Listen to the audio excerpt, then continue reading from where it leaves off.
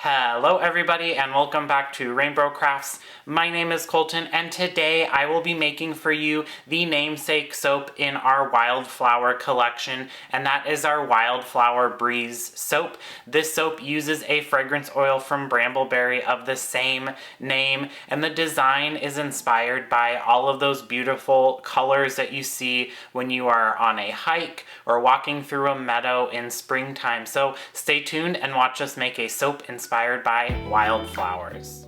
Alrighty, let's get this Wildflower Breeze soap started. So we are starting out with our lye water, and there is already some colloidal oatmeal in there, which is why it is a little cloudy. If you saw our Heretic soap video from Tuesday, and I'll put a card up in the corner if you haven't watched that, I explained why we did this. Our new colloidal oatmeal is super gummy when you put water in it, and so this was the way around that.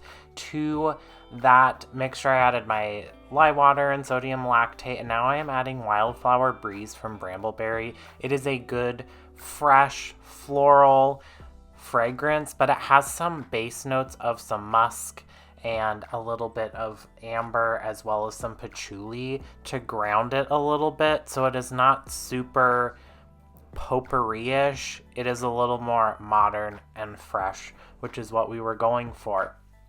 I blitzed all that up really quickly, keeping it a little looser than normal, just because floral fragrances, at least in our experience, tends to accelerate, and that was not the case with this fragrance oil. I probably should have blitzed this up a little bit more looking back on this. But I also wanted to keep in mind that I was using 4 different colors, which is what I'm doing now. I'm separating all of that soap batter into 4 separate containers to do 4 different colors. For the inspiration, I took the picture from the Bramble Berry website, and I wanted to do an orange and a pink and a reddish color and then green to kind of embody that photo that they took or posted of, I think those might have been Cosmos or something like that, which is where all of these colors came from. Most of them are custom blends, mainly because I was running low on pink mica and also red mica, and the Trial by Fire, which is that red that I just added there, doesn't have very much shimmer to it, so I always add a little something extra to change the color just a little bit. So all of these were custom colors except for that green color, but in true RainBro Crafts fashion, I do not remember what that green color was called. Once all of those micas are added into our mixtures there, I will just blitz those up with the stick blender. I am going to be using 2 separate stick attachments, one for the green and one for the flower colors, because I didn't want to turn that that green into a brown color. And with all of these colors, it's pretty easy to take it from planty wildflower colors to brown, because green and the reds sometimes don't mix nicely, so I wanted to keep that in mind. You will see that I am blitzing this for quite a while, and that's because I really undermixed it when I was doing everything before I added in the colors. I blitzed up all of the 3 kind of flower colors off screen, and then I did the same with the green. And then for the design, I wanted to do something very like flowy and natural, so I am doing a classic in the pot swirl, being very careful again that we don't end up with like zombie grayish brown, which an in the pot swirl always kind of looks a little startling when you're doing the pour into the mold. Right now it kind of looks a little ugly in my opinion, but that is not always a great indicator of what the actual soap is going to look like. So do keep that in mind if you're doing an in the pot swirl. You kind of have to trust the process, and if you've ever done like painting or anything really, any kind of craft project, there's always that stage in the crafting where it is ugly. and you kind of just have to push through to get to the pretty part. So just keep pushing through. You're going to get through that ugly stage into the pretty stage, which is what we're doing now. We are going to be doing our top design, and I wanted to do a similar technique to what I did on the Elphaba soap for our Wicked collection, and this was a couple months back, but I'll also put a card up in the corner for that video if you haven't watched that one. But basically I'm going to do a feathering technique that's modified just a little bit. So I had reserved in my pour pictures the pink, the red, and also the orange colors. The green I didn't reserve any of because we did it in the pot swirl in that pot.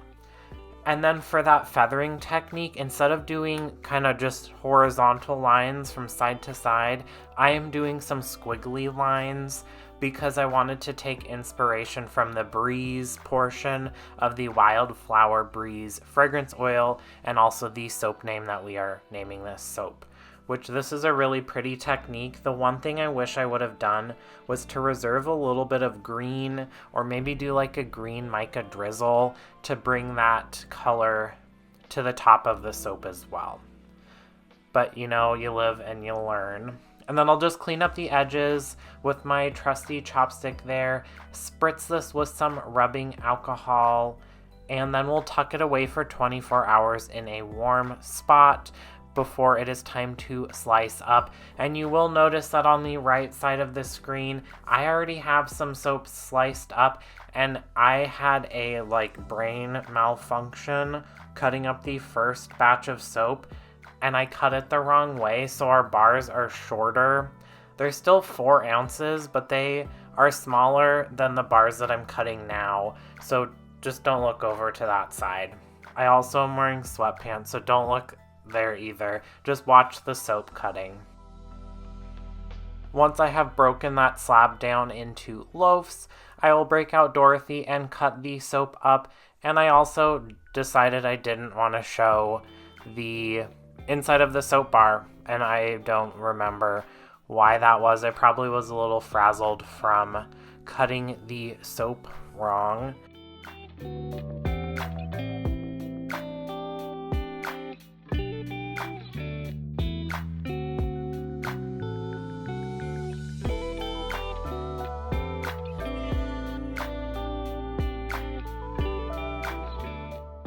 But that is it. This is our Wildflower Breeze soap, which will be for sale starting May 1st online and in person. And I do think this soap, along with all of our other Wildflower collection, will sell out very quickly because florals always do very, very well for us. So grab yours if you are in the market for a floral, springtimey soap with a little extra flair added to it. I also want to give a big shout out to our subscribers. Our subscribers get soaps or candles or bath bombs each and every month. Check out our website, rainbowcrafts.com, for more details on that. Thank you so much to all of the people listed here. They make this channel possible, and they get goodies from us each and every month as well as a thank you from us. I also want to thank you all, the viewers. Don't forget to like this video, comment down below your favorite wildflowers, and also subscribe to the channel and ring that bell icon so you get notified when we come out with new videos. Thanks. Bye.